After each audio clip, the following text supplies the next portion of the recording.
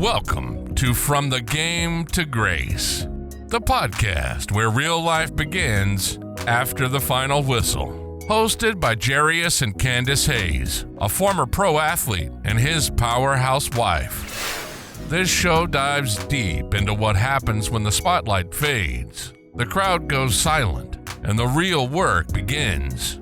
It's not just about football, it's about faith, identity, marriage, mental health, family, and learning how to grow through what you go through.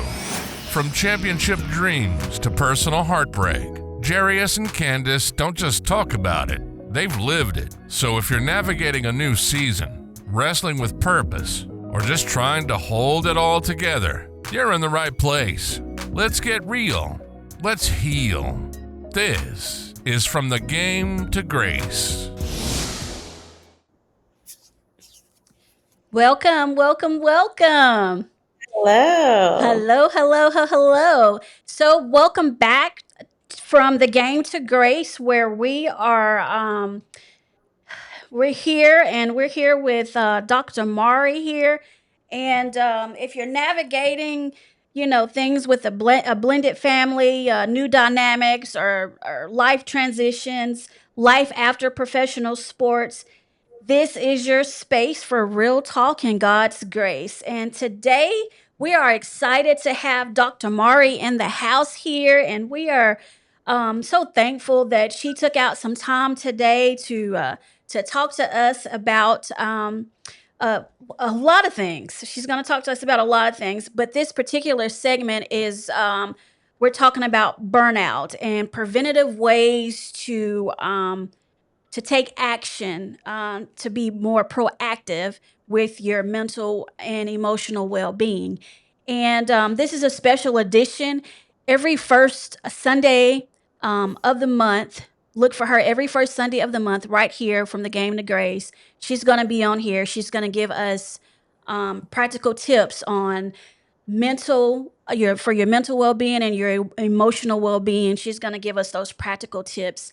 Look for her every first Sunday to come on this special segment, and I'm excited about it, and you should be as well. So, Mari, without further ado, let me go ahead and introduce you to the audience and to our listeners and to our viewers. So this is Dr. Mari. I've been knowing Dr. Mari for probably about 25 years. Yeah. Maybe more than that. Yeah, it's probably more than that, but I know it's been over 20. And we met when both of our husbands played in the NFL. They both played for, at that particular time, they both were playing for the Arizona Cardinals. And we just hit it off like at the very first time, like we met, and like we talked for hours and hours and hours. But that's probably for a whole nother segment about what we talked about and how we hit it off just like that. But it's just an honor to have you, Mari, here on the show, and just to have you like in this space to talk about some of the things that we really need to talk about. So I know you've been in this in the mental health industry for about 20 plus years now. What actually made you, and I know, but I know the listeners need to know and the viewers need to know, like what actually made you go into the mental health area? Oftentimes God will reveal your purpose through pain. Unfortunately, I guess. I don't know. And my birthing came from a very painful experience of losing my daughter. And I had a wonderful, horrible experience. I had, a therapist named Tanis who was amazing, who walked me through the really dark periods of time of bearing a child. I had the Cardinals organization who were just absolutely amazing to me and to Brent during that time. And I had all the Cardinal families, the wives and the husbands show up for my baby's funeral. Like it was just a truly beautiful, horrible experience. And as we went on through our healing process, we would join support groups to, try to weather this horrible storm. And I would find that other women didn't have a beautiful, horrible experience. Mm. So I wanted to provide that for them. And so I started figuring out, well, how do you do that? Do you become a support group leader? What do you do? Mhm. And I realized you had to go back to school for 1,000 years so that you can get their credentials to actually help somebody walk through those dark periods. So I became a therapist really to help other women to process, unfortunately, horrible events like mine. And then I found a love for understanding why people did what they did and how Mhm. to help them through. And it wasn't about just women anymore; it was about families and men and children and helping them navigate sometimes just awful experiences that we have, or just having a bad day, just Right. having a mental health day. Mm. So that's how I got into this line of work, was really through my own pain. But it was very purposeful at this point in my life. Wow. That's and that's something how you say that actually because some people don't some people are kind of some of the people are still kind of shamed to get the help that they need. Mhm. So with that shame, it could be the culture, like you don't need to go and sit down and tell everybody your business, Mhm. or that's just something that you need to deal with. Don't don't air your business out. Can you talk about that aspect of it? Because um, sitting there with that pain that someone has, it could be tragic. It could be something that triggers, like every time something triggers, and they don't know how to actually like take the necessary steps. If they would talk to, a licensed, you know, uh, a licensed person, to that's in your field, Mhm. how would that help them? Because this, like, I don't know. It just comes back from just what you would hear people, like family members saying, like, you don't need to be doing all of that. That ain't, that's not for us, but I beg to differ. I beg to differ. Yeah, there a lot of times help seeking in general is frowned upon, especially in the brown communities, right? Mhm. You're supposed to be able to do it on your own, be independent, all those things. And there's really no such thing as that. Like, we are designed to be in relationship with other people. Um, Mhm. and therapy really is not about telling somebody your business. It's about having an unbiased observer see your life and help you navigate the places that you find you want to change, Mhm. right? And sometimes what has happened to you has produced things that you want to change in what you're seeing currently, Mhm. right? And therapist helps to make those connections so you can understand why you do what you do. Because Mhm. if we don't understand why we do what we do, it's really hard to change that behavior. Yeah. So therapy, again, is not about going and just telling your business. Mhm. It's about getting an expert to understand, to look at your situation and help you navigate differently. Nothing different than what a financial planner would do. Mm. The financial planner will look at all the things you're spending money on and how that impacts where you're trying to go in the future, Mhm. right? And then you guys will game plan together of how to save, invest, whatever, to make your goals come true. And Mhm. so that's what a therapist does, is she or he sits and helps see and navigate this landscape of emotions and mental abilities, and help you navigate the goals that you have for yourself. And so, yeah, I think we get a bad rap that we're, Mhm. just sitting there listening and jotting down some notes, when Mhm. really we are kind of that in the analogy of where we came from, that Mhm. coach that Mhm. helps pull a game plan together so Mhm. that you can win. That's Um, it. That's it. That's good. That's good. Mm. And y- and while we're here, I, and this is real life, so I will like kind of talk about. how I told you about Caleb, and Caleb is our our baby boy. And so I reached out to you and I was like, I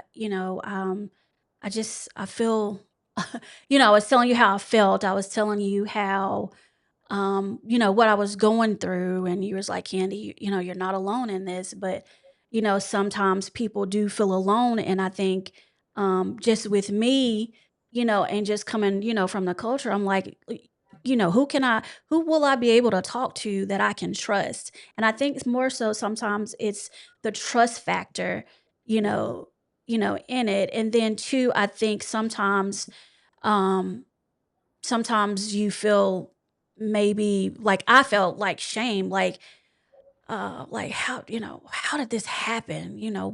Where did I go wrong as a mom? What did I not, how did I not pick up on that? And and then I know you were saying, well, it's not, it could be genetics, it could be so many different more things, that someone that does have a mental illness, it could be a number of things. Can you talk about those number of things? Because I think once people are more educated with this, they will understand.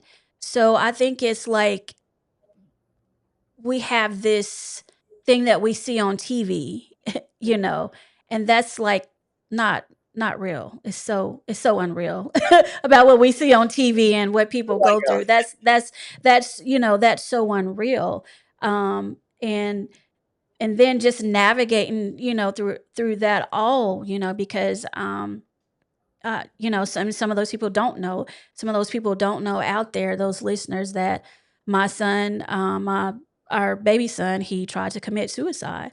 So, and that was a hard pill for me as a mom, to swallow. Like, why doesn't he, why doesn't he want to live? Why does he want to take his life out?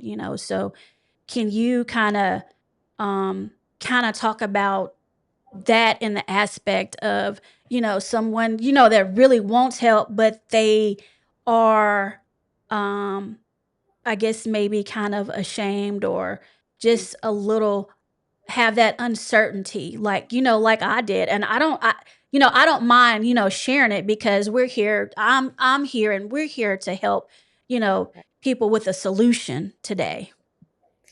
yeah. So, the first part of your question was really about like how do mental health issues come about type of Mhm. thing, right? Right. And the reality is that we deal with mental health, quote unquote, every day. Mhm. When you get up in the morning and your head is hurting, Mhm. you're probably not the nicest person ever, right? You're feeling some type of way, as the kids say. Mhm. And so you're on this spectrum of mental health, right? Mhm. Some days are good mental health days, and some days are bad. Just like physically, some days you feel really good, and some days you don't feel good at all, Mhm. right? And so there is this spectrum that happens, and you're actually managing your mental health every single day, but by the things you do, the things you don't do, the things you say, the things you don't say. Now, when we start talking about a mental disorder, Mhm. that's where there's something that is disordered, it's out of order Mm. for a person, Mm. right? And that can be brought about by, like you said, genetics. So genetically, I might be predisposed to a certain type of neurochemical that doesn't exist for myself or exists too much, like in schizophrenia. Generally, there's too much dopamine happening. Mhm. That's not a fault of someone. You Right. didn't do anything wrong as a Mm. parent Mhm. when someone's body's working differently than what it needs to work, right? Right. Mhm. Sometimes there are environmental things that have happened. There's traumas Mhm. that have caused people to have some mental health issues, and so those are things that happen in your environment, and they cause you emotional or mental distress, Mhm. right? And then you don't know what to do with that distress, and that Right. manifests in all kinds of ways. Right. There are also other environmental things that we really don't talk about that affect Black and Brown people disproportionately, and that's like environmental toxins. Like if you live in a home with lead pipes and things like Mhm. that that Mhm. cause mental health like conditions. Mm. So there are lots of factors. So there's really very rarely a person that you can blame solely on a thing, Mm-hmm. right? Now, Okay. sometimes in trauma, we know that this one person did this one thing to you, Mm-hmm. but how that manifests for you is usually uniquely to you. Mm-hmm. So even though this person may have done this thing that harmed you, how you internalized it, how it Mm. manifests may be very different than somebody who went through the same type of experience. So Mm-hmm. that's the first part of your question, right? The second part of your question was like, how do you get engaged? Like, how do you get over the shame, that type of Yeah, thing? absolutely. Health. And I often tell folks, and not even often, every time I get a chance, I tell folks, find someone in this professional space that you can connect to and have a relationship with before you need them. Mm. Right? So just like a primary care doctor, Mm-hmm. you go, you find a primary care doctor generally before you have a stomach ache or some other ailment, right? Right. You establish a relationship, they get to know you, you get to know them. And so when you do have an issue, they don't have to ask a whole lot of questions, right? Mm-hmm. They don't Mm-hmm. have to get to know your body so they can help you, right? Um, and even when things are going well, you have somebody you trust that can tell you that things are continuing to go well. So you go to Right. your annual exam, hoping and praying that your numbers were just like they were the year before, Right. right? But they have numbers from the year before, right? They have that frame of reference about how you were doing a year ago, and they can compare that to how you're doing currently. Mm-hmm.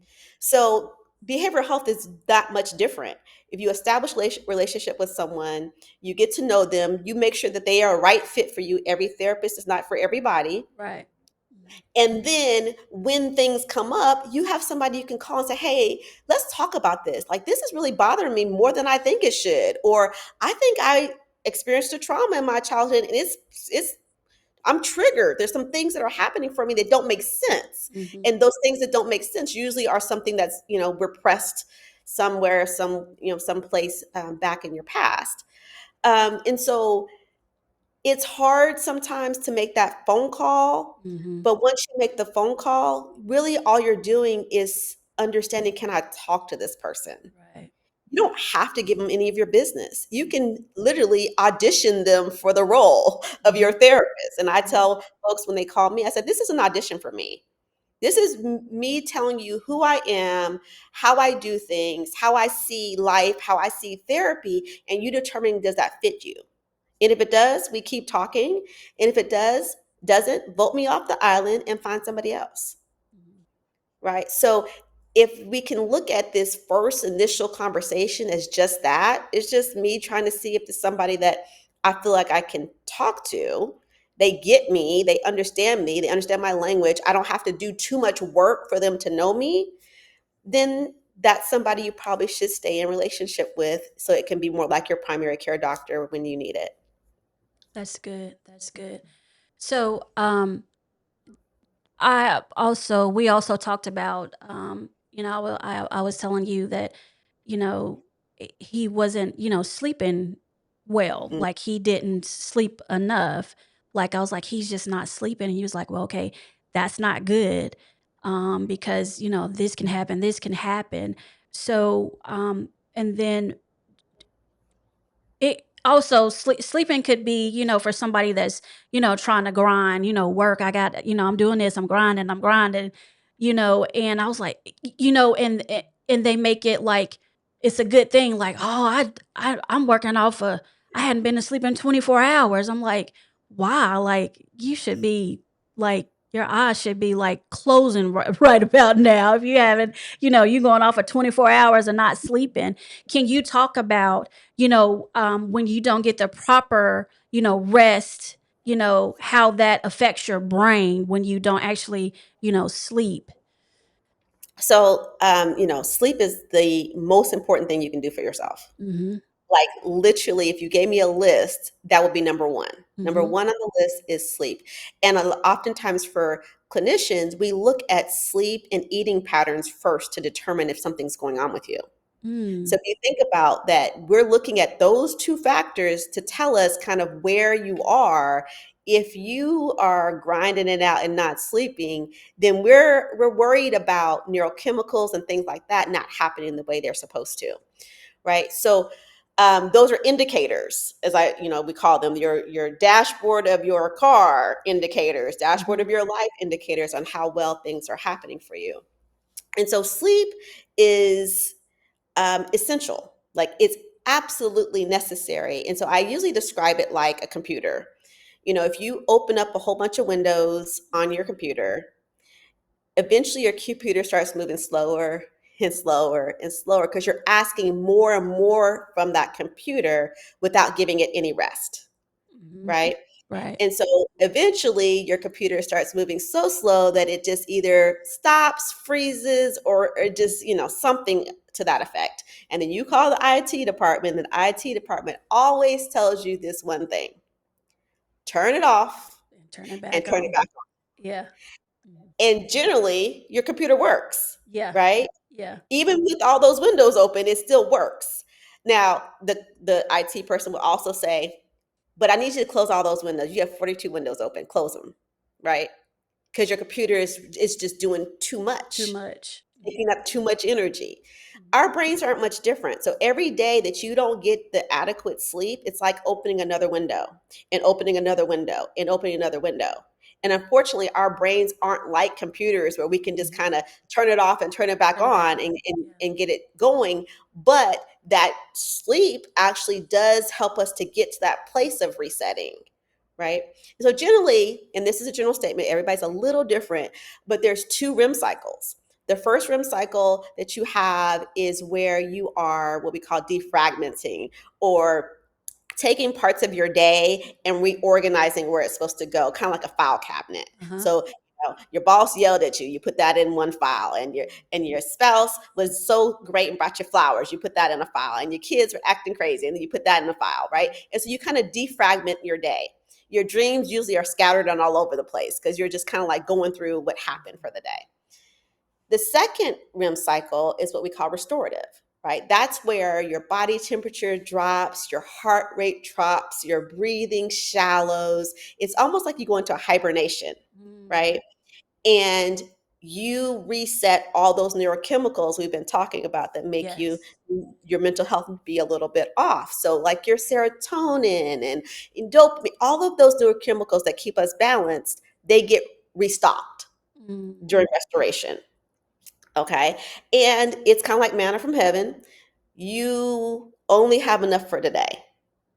So you can't store up your serotonin. You use it or you lose it, type of thing. And so that second part of sleep, usually if you're going to have dreams at all, they're going to be you're floating, you're in some water, it's all peaceful type of things. And you wake up feeling refreshed. You feel like I got a good night's sleep. Right. And so those two together, they need to happen together. You can't have one and then, the next day you have the second part. Those are in rapid succession. So as soon as you have your first REM, generally people will wake up. They might go to the bathroom. They don't really remember being awake, but they know they woke up, type of thing. And then they go back to sleep. And that's what starts the second REM cycle. So if you don't have those two together, you're having fragmented sleep. So you're having those windows open that we talked about a minute ago. And when you have that, again, you're not functioning. You're not functioning at top level. So when someone's saying, I'm grinding it out and I haven't slept for 2 days, I'm like, you're not grinding it out. You're grinding yourself to the ground, but you're not grinding it out. You're not sharp. You're not being as efficient or effective as you think you are. You almost get into a delusional place, right? Right. It's Right. one of the indicators for folks who are manic, bipolar, Yes. is not sleeping for 3 days in a row, because that brain is on overdrive. Okay. Yeah. So you can put yourself in a manic-like, doesn't mean you have mania, just you could put yourself in a manic-like state by not sleeping for days on end. And so you're not productive, but you feel like it. So when somebody is manic, they have grandiose thinking or ideas of grandeur. They think they're doing amazing, right? But really, if you're looking at them, you're like, whoa, you doing too much, as the kids say. Yeah. And so it's the same thing if you try intentionally not to sleep for days on end. You look like you think in your mind you doing all the things and you getting it all done, Done, and other right. people are like, yeah, something's not going on too right Mhm. there. Mhm. So Mhm. sleep is essential. I mean, we have to take care of ourselves, and that's the basic level of taking care of oneself is sleep. Yeah. That was a lot. That was a lot that you broke down there. So now we are getting into the fall, winter months, and um, uh, most people tend to kind of um, go to sleep earlier or just kind of I don't know. It's a thing like today like here where I am it's just kind of raining and it's getting kind of chilly outside. And, just for me, I'm like, "Oh, I just I just wanna, go back home and just wrap up in a blanket and go to sleep." Right. So, like, or is that your mind, psyching you out? Like, how like, I know it has some kind of correlation to do with, something that's going on, with the weather, but also, like, with the brain. Can you kinda, like, break that down and tell us, like, um now that the winter months are coming in, like, and then too, what are ways that we can kind of not go into that like deep, I don't know, maybe hibernation or something, so So, I will say that seasonal depression is real, right? okay. Where So people that's what start, it's called, seasonal yeah, depression. Okay. yeah, that's Okay. that's real. The days are shorter, the nights are longer, it's cold, all the sun, you're not getting the sun because you want to be inside. All Uh-huh. those things start happening. So that's a real thing. Um, and you don't have to have seasonal depression just because you want to go inside Yeah. and stay inside, but we start to see that trend. Hmm. People start trending to that not being out in the world. And so if you think about it, it's kind of like COVID when we all were Yeah. locked in houses together. Oh yeah. Well, a lot of people suffered from not feeling their best, right? Hmm. Because they weren't interacting with other people. Other They weren't people, yeah. engaged in life. They weren't Mm. doing those things. Um, and so, yes, the winter months do that. Now, I think we're also designed to start slowing down in the winter. You Uh-huh. know, we Yeah. but we also don't live the way our bodies are necessarily intended to live, right? So right now we would be in the harvest season. We'll be out in Yeah. the fields getting Hmm. things, not as slaves. I'm talking about if you was just a Right. farmer. You're a farmer now. Getting Say, paid let's for be your clear. wages. Let's be clear. You be out tending to your food and Yeah. making sure that you have enough for the winter, right? And Right. so once we get to November, December, where the winter would actually hit, Mhm. yes, you are resting, right? So it's a period of rest and rejuvenation. Really, Mm, mhm. is slowing things down, taking inventory of our lives, all those things. But those are very active things. We don't live like that anymore, Mhm. right? We don't have harvest season. We don't have things that we have to go out and do in the outside of our world. And so I think it makes it harder for us to manage during these seasons, because our life is not really designed how our bodies operate. So that's to say that in the wintertime, you have to be more intentional about what you do, how you do, when you do, right? There still is a sun outside, even Yeah. when it's 20 degrees outside, Yeah, you're right? right. Folks be like, it ain't no sun. No, there's a sun out there, and you still need that vitamin D. And so you Yes. might have to bundle up and get you a little sun time Mhm. in. And we're not talking about a long time. We're talking about 10 minutes. Mhm. 10 minutes of sunlight is what we need, especially for black and brown skins, Mhm. because we absorb our vitamin D through our skin.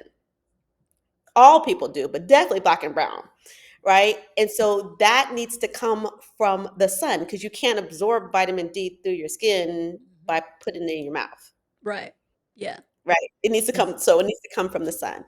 So we need to do those things. We need to make sure that we are engaging with other people because, again, we like to kind of hibernate because it's cold outside. Right. We need to make sure that we're actually actively participating with other people. It is a time where functionally, we start taking inventories of our life, right? And making sure those inventories are not all the regrets, but some of the Mm. gratitudes. Like, Yeah. what did I accomplish? How did I get to where I want to be? Maybe I didn't get to all the steps I wanted to, but I got to the first 3 steps, and that's something to celebrate, right? So it is, looking back, but also celebrating those small wins that we may have had. Mhm. And then it's also a time, this winter time, where families tend to get together, Yeah. right? There's Yeah. lots of celebrations. Yes. Everybody's looking happy. Hallmark is playing 24 hours, Yes. that Yes. same story with different people in it, Yeah. right? Um, and we start comparing our lives to what other people's lives look Yeah. like, Mm. right? My family's not together. My family's Mhm. in different parts of the country. Mhm. I don't have the big house and the nice car and the big Christmas tree. And Mhm. all these things start to happen during this time of the year, too. So we're isolated, Yes. we're at home, it's cold, we haven't gotten a lot of sunlight. And then we start comparing ourselves to who we see on the TV or who Mm. got you bringing for, Christmas on Instagram, right? And so it is also to be very intentional and give yourself a lot of grace around that and Yeah. start designing the life that you want instead of comparing the life you don't have. Mm.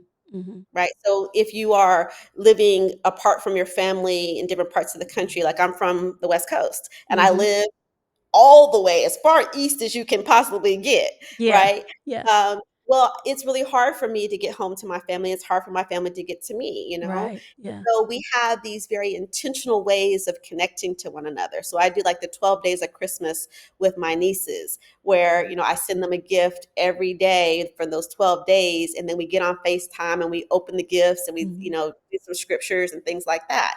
And so just making sure that you're very intentional about how life needs to happen, more intentional than you may have to be the other parts of the year. And so you add all those things I just discussed all together, and that's why the wintertime becomes challenging for Yeah. people. Yeah. And sometimes that seasonal affective disorder that's not clinically based is Mhm. emotionally based, right? So it might Mm. not be a clinical diagnosis that I would give you, but your situation has created that same type of environment and you're Mhm. feeling the same type of way. So just like I said, being very intentional about how we plan our winter time is important. Okay. Okay. So, now with all of these things, can you give us some advice on just practical tips? Um, and I know you've given some already, but just practical tips on, you know, what would be your suggestive thing for, people to do, during these months until we get back into the warm, the warmer months again. Like, and I journal, so I like to journal, but Yeah. can you give, like, tips, like Yeah. what can we do, So yeah. my tips really don't change, right? Because I Okay. think they're tried and true regardless of the time of year. Mm, I think you have to be more intentional about intentional. getting them done Hmm. in the Okay. winter time where things are just moving slow, you're moving slow, it's cold outside, all the things, right? Um, and then, anyway, we could talk about finances and what people do during the winter time, during the holidays that also complicate this. But those 5 things are, pause before you push, right? Understand why you're doing what you're trying to do. Rest is not a reward, Mm, basically. mm, It should be a part of your everyday life, right? So before you push yourself to do the next thing, the next activity, especially during the holidays where all these holiday parties are going on and all yeah. that, you may say, you know what, this Saturday night, I'm going to go to bed. I'm actually going to go to bed and get all my sleep. Right. And Yeah. that's okay. So when you feel that urge to push yourself to do something, pause and Mm, try to take stock of, is this what I want to be doing, should be doing? Am I avoiding something? What is happening for me that I'm trying to talk myself into something? mhm, If that mhm. makes sense. Yeah, that's good. Number 2 is reclaim the rhythm of rest, right? What does that even look like for you? What does pausing and hearing myself look like? You just mentioned one thing, journaling. Mm-hmm. Journaling is you reclaiming your rest. I'm going to sit and journal about how I'm feeling, which helps me understand why I feel that way, which helps me understand what I should do about what I'm feeling, which helps me understand what I need to do actually physically in the world about that thing. And maybe even did it work or not, right? Mm-hmm. So in your journaling, you have this whole process of being able to make sure that you're doing okay. Number 3 is lean into your village. That's good. That's Everybody good. should have a village. Yeah. If you don't have a village, create one, right? And Yeah. it doesn't have to be hundreds of people. It could be 3. Right. It could be 3 people, Mm-hmm. right? That you can count on and lean on for different things. So I don't believe one person should be your end all be all for everything. Mm-hmm. Yeah. It's too much pressure on them. It's too much Yes. pressure on you. And so just like your finances, they tell you to diversify your portfolio. Yeah. You should diversify your mental health village, right? The people that come up and show up for you for different things. That's So you might good. have friends that you go shopping with, and Mm-hmm. those might not be the friends that you go to the movies with, and that Mm-hmm. might not be the friends that you go to church with, and that might, right? And so that you have like a true village of folks that you can tap on, and no one feels overtapped. Mm-hmm. Number 4 is revisit your why, like regularly. Revisit, why do I do what I do? Mm-hmm. What's my purpose in each activity that I devote my time and talent and treasure to, Mm-hmm. That's right? good. Making sure that I understand that. And then nourish your body and spirit, right? So nourishment is not just food, it's what you put into your brain, Yes.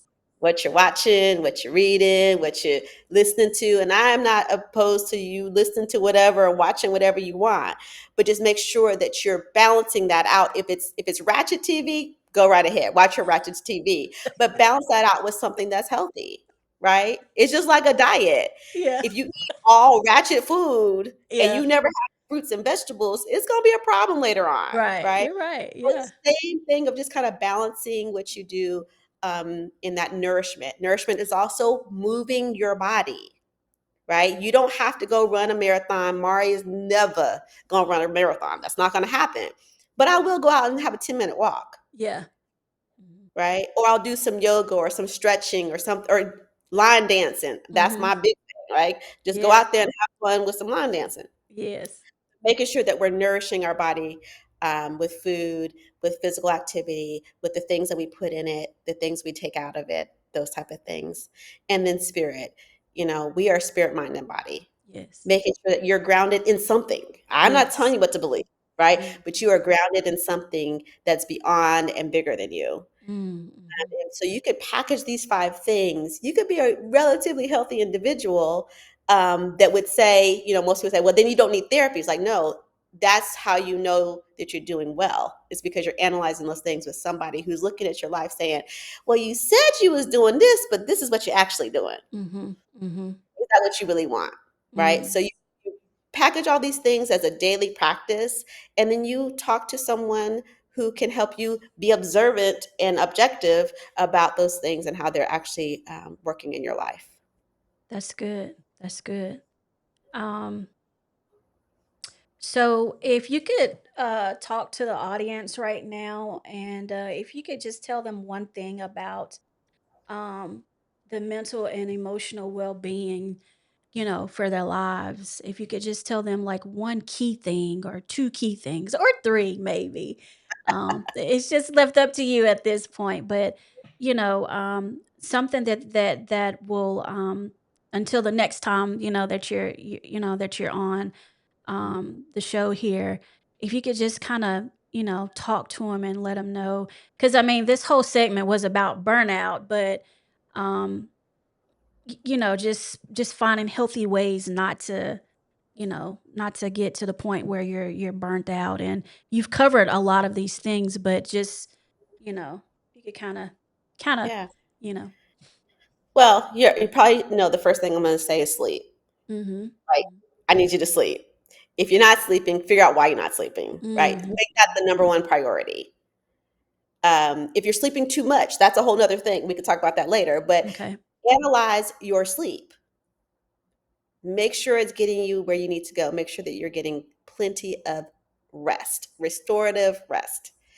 Number two is take stock of your life. Are you where you want to be? And an honest look. If you're not, do something about it. You have the power to do something about it, right? You might not be able to change how your, body functions, but you can change how you think about your body functioning. You could change the things that don't allow your body to function well, right? Add or subtract some things. So maybe make sure we take stock of our life. Mm-hmm. And the number three is have fun, right? Life is not just to be lived; it's to be Mm-hmm. enjoyed. Yeah. Um, and so have fun, whatever that fun looks like to you. But your fun should not take away from who you are, number two that we talked about, and it should not take away from your sleep. So Right. those two things, and you add some fun to it, and you have a pretty good recipe for doing well. Yeah. That's good. Those are real good tips. So I know you have your own, community out there. Can you tell them how to get in contact with you, how to follow you, and if you have any last words, that you want to share or anything, it's you have the floor. It's open to you, Mari. Thank you. So, Mhm. shameless plug. I do have a virtual community for women called The Village. And it's a place where women can find their village. They find people they can connect to on different topics, different things that are happening in their life. It's not all doom and gloom, anxiety and depression. I mean, we don't even really talk about that very much at all. But like if you're parenting tweens or parenting queens, little queens to be, um, we have a space for you. If you are wanting to travel as expats and things like that, we have a space for you. So we have various topics, various spaces that people can connect to one another. We have a good time. We're actually having a pajama party, a virtual pajama party on November 14th, where we're going to watch Ruth and Boaz and then have a Oh, conversation afterwards, right? I So like that. Okay, I'm have gonna our, be on that one. that's Yeah. right. We're going to have our pajamas and our coffee, our tea and our Yes. popcorn, and we're going to watch it together and then just share, just have a fellowship and a sisterhood Yeah. there at the village. And so I spend a lot of my time, curating content Mhm. and blogs and conversations about all kinds of things. We had a conversation about hair recently. Oh, Um, wow. what the do's and the don'ts and the who cares about Yeah. hair. Mhm. So again, just a place for women to feel empowered, feel supported, feel connected, and find their people. So that is definitely something that I would love for your members to know about. I'm new in the whole social media world. I've seen what social media has done to people, so I've been Yeah. hesitant about getting on there, but I'm on there. Can you I know you're but I've heard that that does have some type of mental effect, with the social media. I mean, I know we're getting ready to be out of time, but We'll go briefly. yeah. Briefly, part of it is about mindless activities. Like Mm, you're spending. It's almost like a trance. You're spending hours just looking through video after video after video. Some good, not some not so good. And so it's that idle that time that's being robbed of you. Number two, there's this false sense of intimacy. Like you mm, feel like you're really connected to the people you're following, but you really don't know them in your real world. yeah. And you might exclude yourself from your real world to be in this kind of fantasy like world of people that you're following. You see their everyday life, it seems like, and you see it regularly, but you're really not truly connected to them. So that's a false sense of intimacy there. And then comparison. Comparison, they say, is the thief of joy, and it sure is, because Mhm. you're seeing what other people's so-called life looks like, and you start comparing it to yours, and that does rob people of so much of their joy. And so I see that a whole lot. Like that is probably the number one thing I see, especially with younger women in social media, is that they do a lot of comparing themselves to other people. So it's just it's a great tool that has a big downside Yeah. if you're not careful. So Yeah. I'm careful about social media. I've gotten better. My kids, my grown children have told me, Mother, you have got to get with the times. So I'm getting with the times, trying to stop being an old fogey. And so I am on Instagram. I am on TikTok. And my handle is Village Wellbeing, all one word. Okay. And tips and tricks and things about how you can be emotionally and mentally well. And then obviously inviting you to come to the village where we actually have a really good time. Okay. All right. So that's that. Okay. So they will know how to follow you. Okay. Yes. And join your community. That I mean, in which that's always important, to be in those safe places. Some people Yep. just need a safe place. That's right. That's Mhm. right. You Mhm. share what you want. You don't have to come in and tell your deep dark secrets. That's Right. not the Yeah. but the goal is for you to find the village within the village. And so, yeah, like I said, we have a great time. We just had a retreat not long ago in Boston, and I had some women come up, and we had an amazing weekend of fellowship. And we talked about everything from Usher, I don't know why he came up, but he did, Yeah. to, do you do you like the Rothy shoes? We just been doing all Yeah. kind of stuff. So, Right. Yeah. but it was a connecting activity. So, like I said, I love the village personally and professionally. Cool. Cool.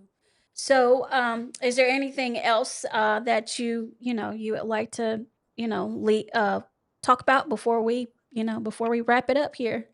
There's so much we could talk about in the mental health space, and we'd be I here for know. days and months and years Yeah, probably. that's why we're gonna But have yeah, you on every first Sunday. right, that's right. I'm gonna love that. I'm gonna enjoy that a lot. So Yeah. I thank you so much, Candice, for even considering me. Like you said, we go way back when we was both real young Yes. and trying to raise children and Oh, all yeah. that. Many days of, did you sign up for this? Yeah, I think you did. Right. Okay, how do Yeah. we do this? And then managing the careers of our husbands, which was a whole nother interesting time. Yeah. Got that right. Yeah. Yeah. Yeah. Okay. All right.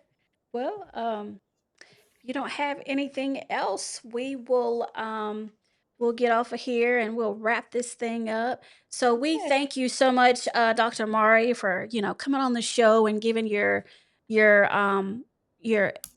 your expertise, because you are the expert in your industry of the mental and emotional well-being, those practical tips that you've given us today, and some more of educational things that you gave us, those educational nuggets, which was very powerful, and I appreciate it, and I'm sure other people out there, that will be listening in or even watching in, on the channel, they will appreciate that as well. So thank you so much for that. And that's all we have for now from the Game to Grace. And listen, go out there and just have some grace for somebody today. And we will see you guys next week from the Game to Grace. And we're out of here, y'all. Make it a great day. Thanks for listening to From the Game to Grace with Jarius and Candice Hayes. If today's episode encouraged you, challenged you, or just made you feel a little less alone, do us a favor. Subscribe, share it with someone who needs it, and leave a review to help more people find the show. You can follow us on Instagram, YouTube, and Facebook. Just search at From the Game to Grace. That's From the Game, the number 2, Grace. Remember, no matter what you've lost or where you've been, grace is always the next play. We'll see you next time.